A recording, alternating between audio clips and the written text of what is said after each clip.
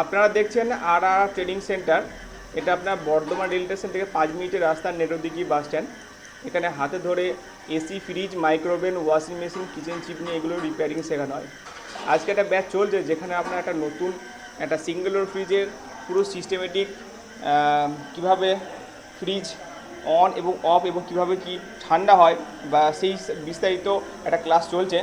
আমরা দেখতে পাচ্ছেন এই মুহূর্তে একটা কম্প্রেসার দিয়ে একটা ভ্যাকুম করা হচ্ছে, আর আলাদাভাবে অপারেটর লাগানো হয়েছে এবং কন্ডেন্সার লাগানো হয়েছে।